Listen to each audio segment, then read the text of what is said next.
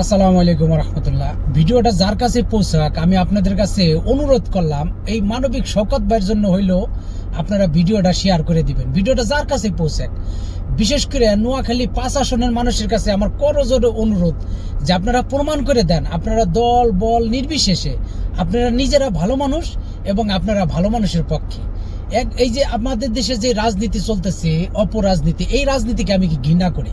কিন্তু এই এই যে ইলেকশন আসলে এই গোবরের ভিতর পদ্ম ফুল, কিছু কিছু ভালো মানুষ ইলেকশনে দাঁড়ায়, তারা সত্যিকারে মানুষের সেবা করার জন্য। এই মানবিক শওকত ভাই যদি একটা সিট পায় নোয়াখালী 5 আসন থেকে, তাহলে বাংলাদেশের ভালো মানুষ জিতে যাবে। আমি দল বল নির্বিশেষে আপনাদের কাছে ভিডিওটা শেয়ার চাইতেছি, অনুরোধ করতেছি শুধু আমার এই মানবিক শওকত ভাইয়ের জন্য। আমি জীবনে কারো কোনো জন্য ভোট চাই নাই এবং কারো কোনো নির্বাচনী প্রচারণা করিনি। শুধু এই মানবিক শওকত ভাইয়ের ব্যাপারে আমার কিচ্ছু বলার নাই। আপনারা সবাই তাকে চিনেন, সবাই তাকে জানেন।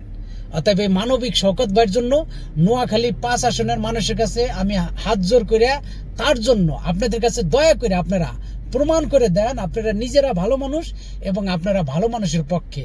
তাকে বিপুল ভোটে আপনারা তাকে জিতিয়ে দেন, তাকে সংসদে পাঠান।